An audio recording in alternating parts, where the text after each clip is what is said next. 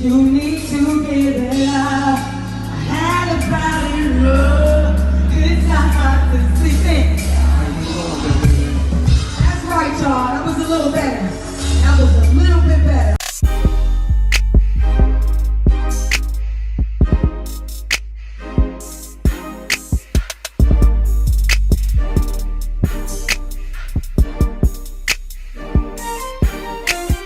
What's going on, you guys? I am here for another video. Finally. It's been a minute. It's been a long time coming, especially for this video that I've been teasing for like the last month and a half at least. Since we got word of B7 coming out, I've been talking about doing this video, and it's finally here. And the thing is, it's like, I'm not taking too much time, but I'm probably going to take a lot of time. You know that I can't really be not long-winded when it comes to like doing things like this that I'm really like passionate about. So I hope that I'm actually in this camera when I'm doing this, because I'm looking right at y'all. But like the thing is, it's like I also just like readjusted everything, and I'm also not working with my tripod right now or my light, so I'm just like a little bit all over the place. So we're here to rank Brandy's albums. Ouch. Yo, the thing is that like I can't even.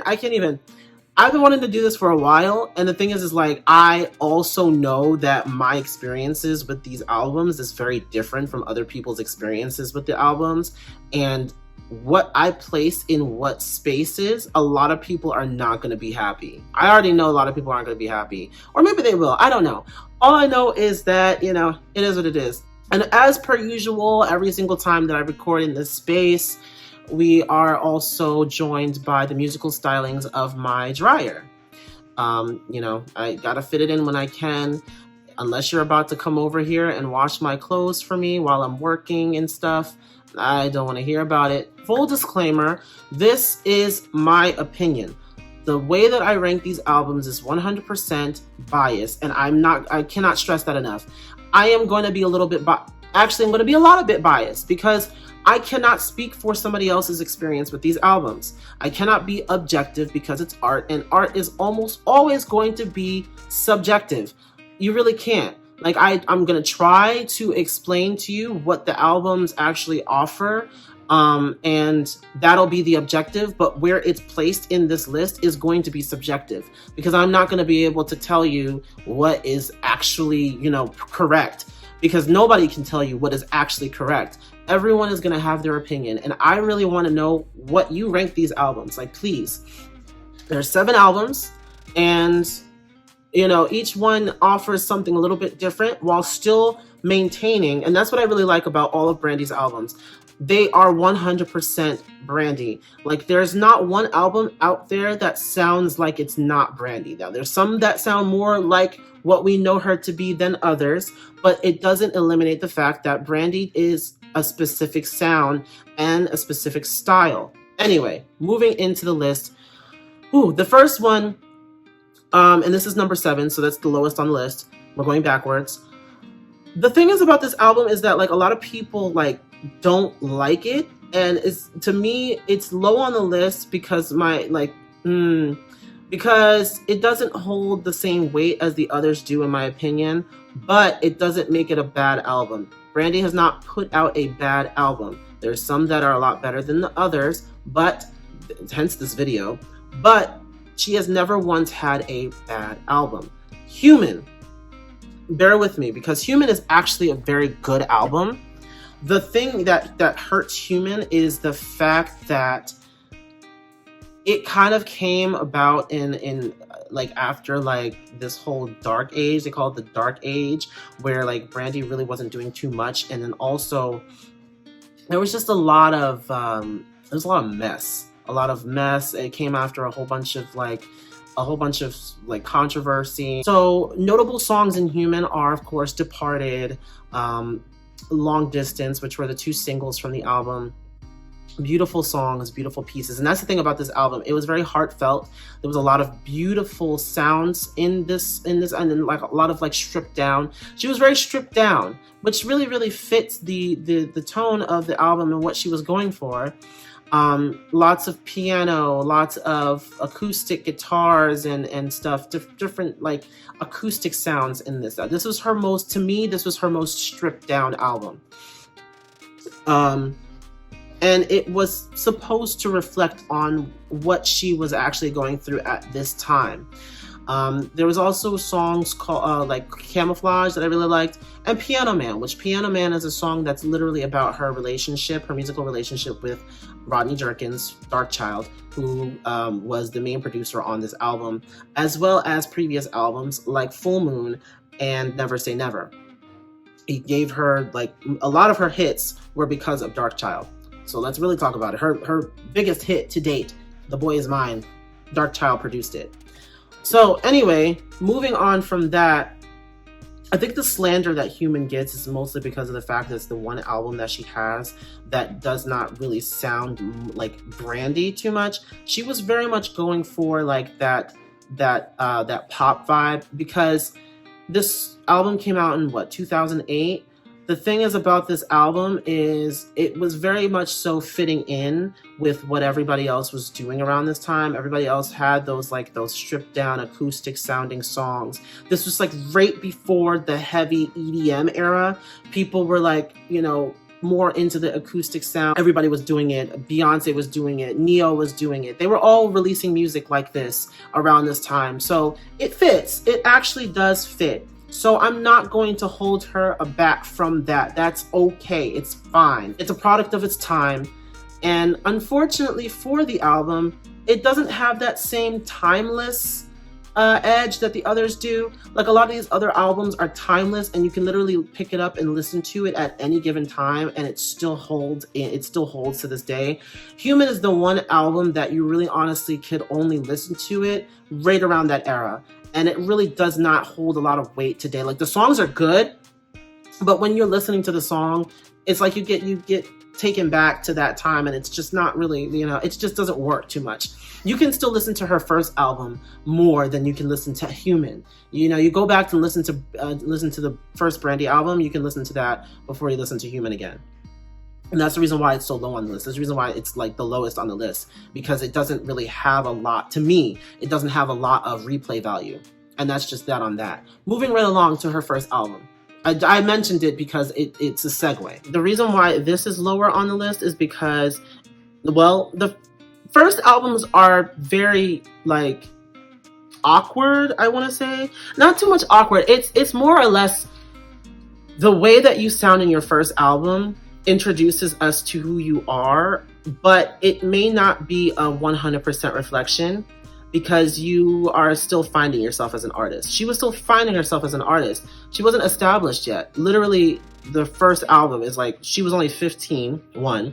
She hadn't really been through that many experiences to be able to talk about that much. Songs in it, like, the most heartfelt song that she really has on this album is Broken Hearted.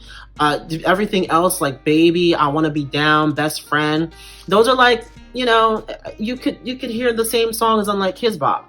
I'm being serious. Like, you could play these songs on Disney Channel and they would be appropriate for Disney Channel.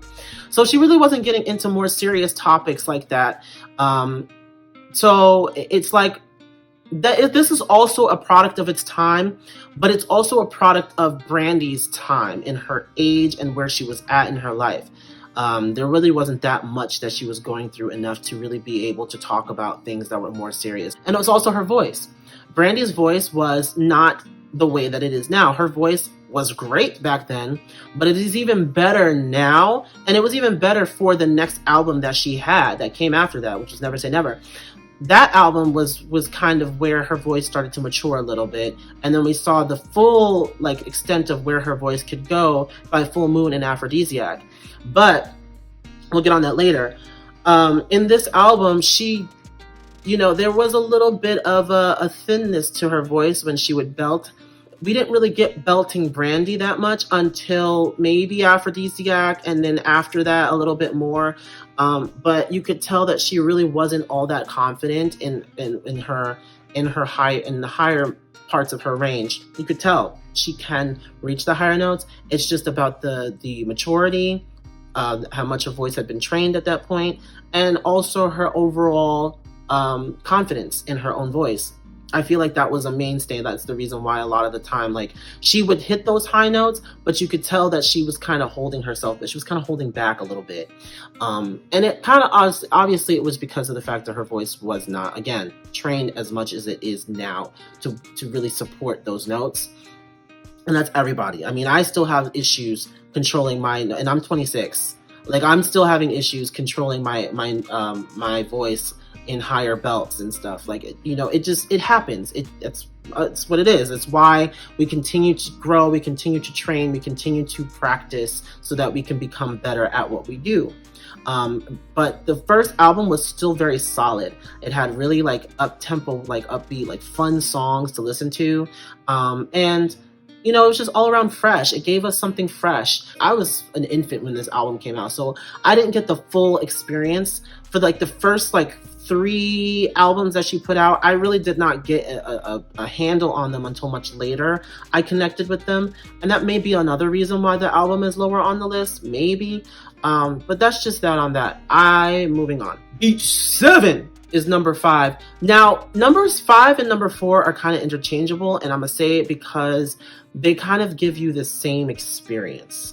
And I'm saying this because B7, which is her most recent album, B7 is lower on this list because it actually is the album that to me has the best vocal performance. I'm going to say that it has one of the best vocal performances that I think she ever put out. And that's just because at this moment in time, her voice is at its prime. Her voice is at its prime at this point. She knows exactly what she can do with it. And she even goes into a couple of other things. We've never really experienced Brandy doing a lot of falsetto. There was a bunch of moments like in Borderline. Let's get on Miss Borderline in a minute. But in Borderline, and I Am More, and a couple of other songs, I think No Tomorrow too, she does a lot of falsetto. Like, she does some falsetto stuff, like some runs in falsetto. And that's not something that we actually got a lot of from Brandy in the past. And she even said during her, she had praised Monica for her falsetto tone and being able to maintain a good falsetto. And that's the thing about it. Like, Brandy never really did too much of that because she didn't believe that her voice really could support well and sound that good doing a falsetto. But she sounded good doing it.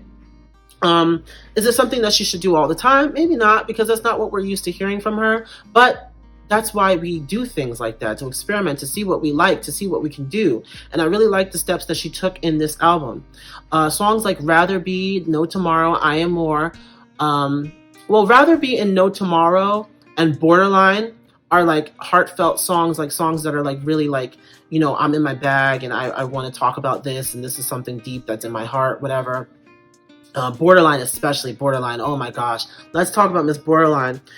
That song is so intricate. The way that the vocals blend, those harmonies, those backgrounds blend.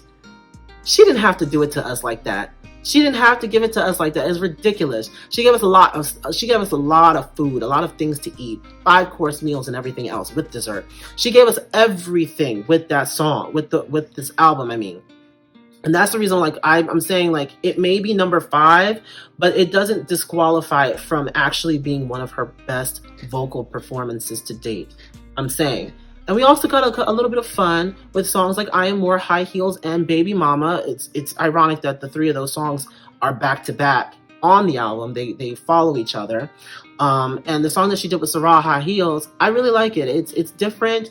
It kind of gives you an experience. It sounds like Brandy, and her daughter actually holds her own with her mom on the song. I really like it. I really liked it. It was fun. It was energetic. It was fresh. It was good. A lot of people didn't like B7, and I don't understand why. There were some people that were like, B7 is not that, not that great. But then in the same sentence, they'll say that Never Say Never was one of her best albums, if not her best album. Never Say Never is number 4, in case you were wondering where I was going with that.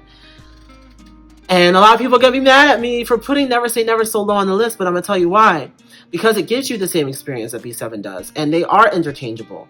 But I couldn't put Never Say Never up that high because my experience with it is not as heavy as the top 3. The top 3 albums I had the biggest experience with. And maybe because it came later in my life and I was really able to identify with who Brandy was with these 3 albums. But first, Never Say Never. Let's talk about it. So Never Say Never is like the awkward teenager. I call it the awkward teenager because it is the album that came after the second studio album, and it also is the one that came before Full Moon. Full Moon to me is where she started to reach the like her full potential and started to actually like be who we know as Brandy. Never Say Never was like kind of like that healthy medium between the first album and Full Moon. And like I said, it was like that awkward teenage stage. She was coming into her own. Her voice was starting to mature. She was starting to get that little raspiness undertone that she has that people really identify with. And she was starting to experiment more with her belting range. So we got songs like Never Say Never, songs like Angel in Disguise and Almost Doesn't Count and Have You Ever. Those songs, and You Don't Know Me Like You Used To. Those songs were heartfelt and deep and really like, you know, when you were in your bag, those are songs that you would listen to, right? Just like on B7, Rather Be No Tomorrow and Borderline. But on the same note, you had songs like Top of the World and Boy Is Mine that were more fun and energetic and like let's get up and like kind of dance around and sing our heart out. Those were songs like that. This is the reason why I put B7 and Never Say Never together, because the two of them kind of give you the same kind of experience. If you're asking me, this is again my opinion. And the way that I listen to these 2 albums is the same way. I go into these albums with the same and come out with the same thoughts in my mind. And so I find it very ironic that people put a lot of like hate towards B7. Not everybody, but like critics. Some critics put a lot of like hate towards B7, but then will praise Never Say Never in the very next sentence. And I'm just like, both albums are kind of offering you the same thing. Now that we've got that out the way, we've come to our top 3. The top 3, now this is the thing about the top 3. Some people will be upset with number 3. Like people will be upset. I know people will be upset because a lot of people put this one album on the top of the list and I don't, because even though it is a very good album, I had to put it like one spot lower because the album that's actually number 1 is the one that I've been listening to so much recently, and an album that is honestly overlooked a lot, but we'll get there. Number 3 is an album that I feel like I connected to the most because it was at a time where I could actually understand what was going on in these songs. I graduated high school. I was starting to come into my own. I was, entering adulthood, and I was looking for love, and I was trying to, I don't know. I was very much so in that weird stage of trying to find love, but not really having a lot of luck at all.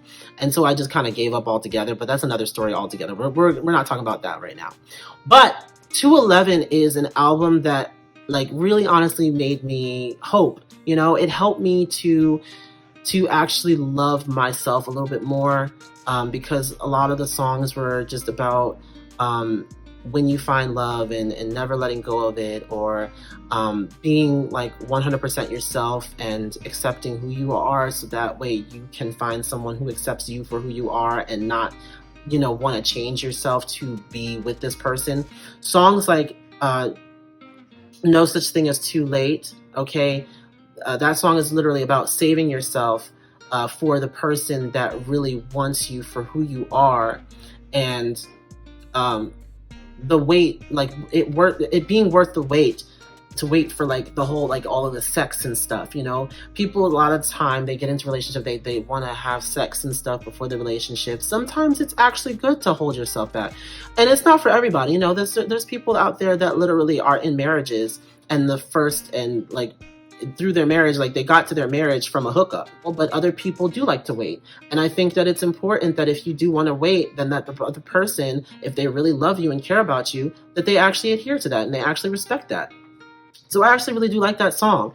And the other songs that are on this album, like Wildest Dreams and Do You Know What You Have and Without You, Slower, those songs are all songs that are like about being in love and appreciating your love, and not necessarily being desperate for love, but appreciating it when it's there. You know what I mean? And it really honestly is her most focused album, which is the reason why it's also up here. In other albums, there's been a lot of different things, you know, there's been a lot of different like topics that were covered. But in this album, the main focus was being in love. And that's the reason why I really do like this album. Every single song was about being, except for Wish Your Love Away, the only one. But the thing is that that song was also being about being in love. But hating sometimes what it does to you. That's what it does. But like majority of the songs that were in 211 were about having this energy within you, this energy of love, and trying to understand it, and going through the motions.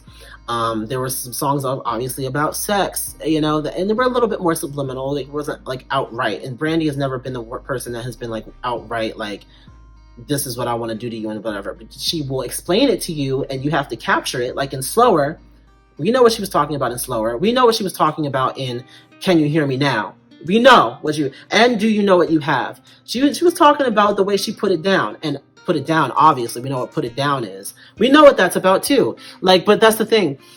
And the thing about this album also is that you could tell she was having a lot of fun putting this album together.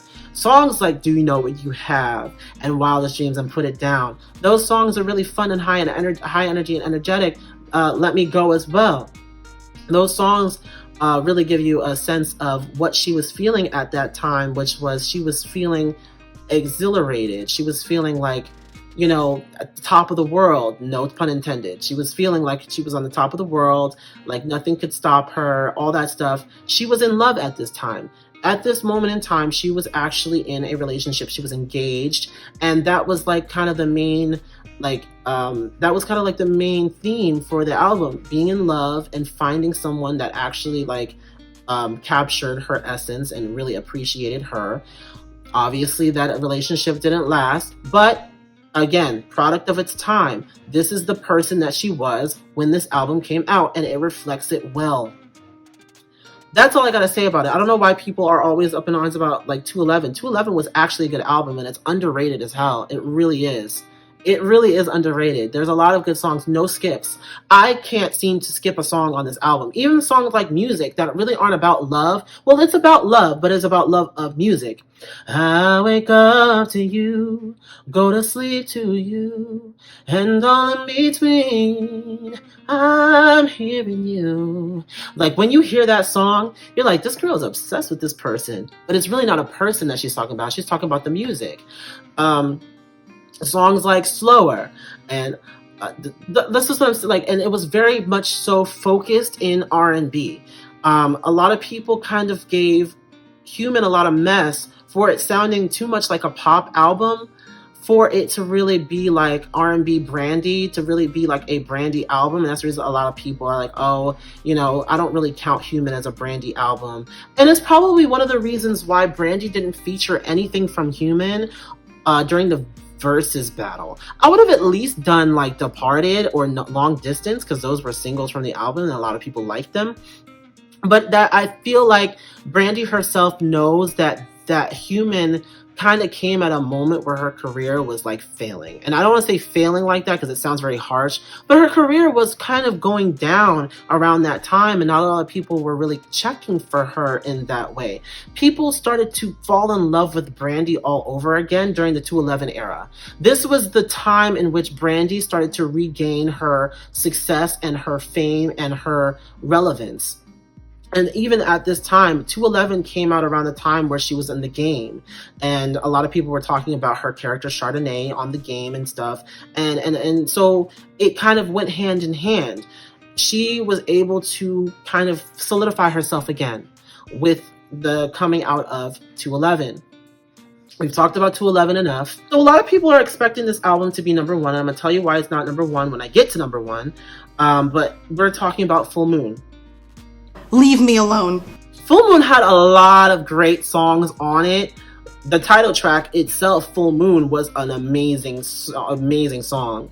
But you also had songs on there like What About Us, It's Not Worth It, Come a Little Closer, When You in Your Bag, songs like, oh, I thought one of her better vocal performances on this album, Come a Little Closer, When You Touch Me. He is, all in all, the problem that this album actually faces is its rollout. The reason why it's like not number one is because of that too. I just feel like they kind of missed it on the way that they could have taken this album, where they could have taken this album. And it has a lot to do with the fact that Brandy was in a lot of mess during this period of time. The top two albums are kind of the ones that went through the most. And Human, but that was like kind of the aftermath. It really couldn't do anything about it. It was honestly like the stepchild.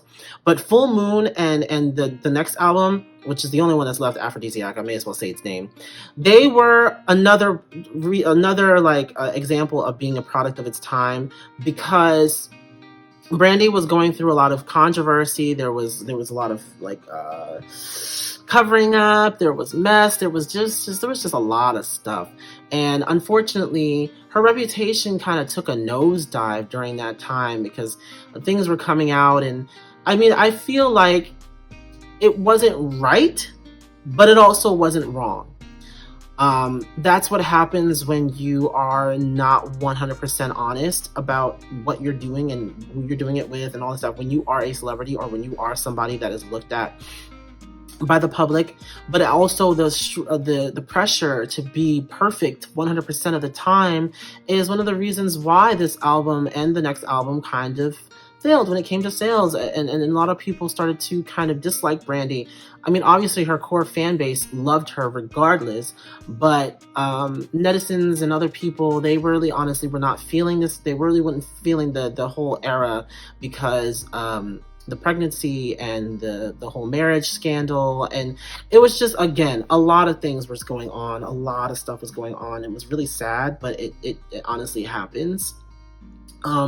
But it's also because of the fact that Full Moon, while it does have a lot of replay value, it doesn't have as much as Aphrodisiac. It really doesn't. Why? Because I don't go to Full Moon and listen to Full Moon every single day of the week. Now, moving on to number one. Now, the reason why, and this is the thing, it's always been like a debate of which album is better, Full Moon or Aphrodisiac. Most people say Full Moon because Full Moon has a lot of songs on it that are like deep and heartfelt and stuff, but the Aphrodisiac does too. Because see, the thing is about the Aphrodisiac, again, product of its time, Aphrodisiac came about around the time that Brandy had like cut ties with who would be her baby daddy. And a lot of people were like, oh my god, the songs on this album, like, ooh, he cheated, ooh, he did this, ooh, he did that. And she was saying some stuff on this album. And this album was also the one album that like kind of displayed her maturity and her like becoming a woman more. Full Moon did that, but Full Moon also still had its innocence. You know, it still had its innocence. Aphrodisiac took us places that Full Moon did not. Who Is She to You? How I Feel. Okay, Talk About Our Love. These are songs that like are like real life. It's not like fairy tale stuff. This is stuff that actually has just telling us stories. And that is the reason why Aphrodisiac is the highest on this list, because it tells us stories and multiple different kinds of stories. 211 tells us stories, but 211 is one-dimensional. I hate to say that it's one-dimensional, but yes, 211 is more one-dimensional than Aphrodisiac. Aphrodisiac gives us dimensions. Aphrodisiac gives us the vocals with the dimensions, with the lyrics, with the themes. It gives us a lot.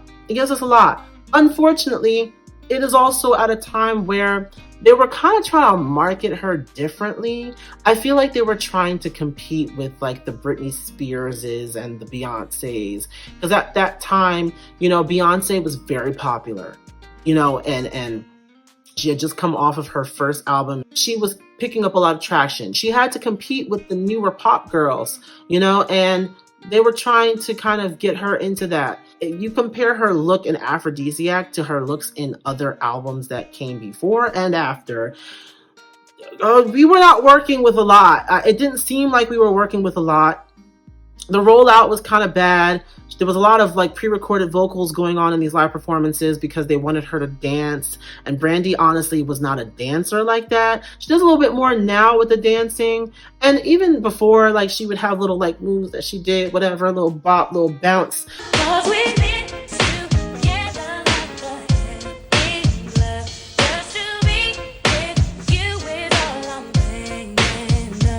But it wasn't like full choreographed numbers.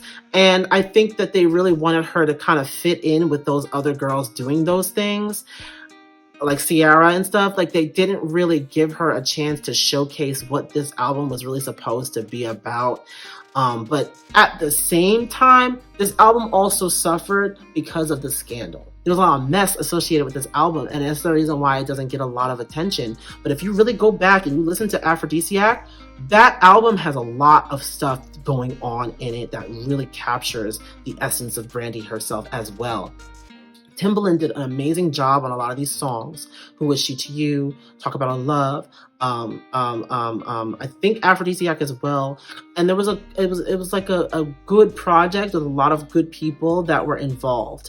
It's just very, very difficult. These two albums, Full Moon and Aphrodisiac, are at the top because they still sound good. They still sound good to this day. Not to say that the other older albums don't also still sound good. I can still listen to Never Say Never on a regular basis. I can still listen to her first album on a regular basis. I can still listen to those albums. It's just Full Moon and Aphrodisiac offered us something that the others did not. That's just point in case. That's just period. End of story, full stop, period, no tampon. They offered something that the other albums did not. And that's that. People like Rihanna even say that that album did a lot for them, and it's one of the albums that they listened to. Like she said that's one of the albums that she listened to a lot when she was doing, I think, her Good Girl Gone Bad album or whatever. One of those albums that she was doing, she was listening to Aphrodisiac a lot, and it was like a major influence, a major inspiration for one of her albums. And there's a lot of other people that also find Aphrodisiac to be their favorite Brandy album. One of my favorite YouTubers, Ashley Miller, she even says that Aphrodisiac is one of her favorite albums because she really is more of a Monica person.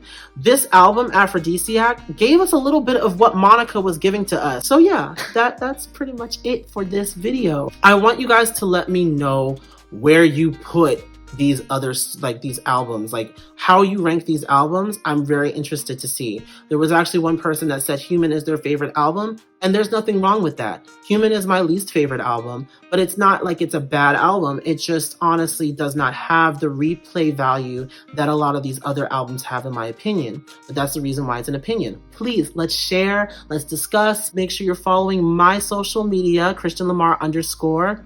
All right. And look out for some other treats and stuff coming to the channel too. I'm working on some things. Let's keep our fingers crossed that everything goes according to plan. I hope everybody has a great day. All right, stay safe and take care. Bye. I believe that I'm the shit.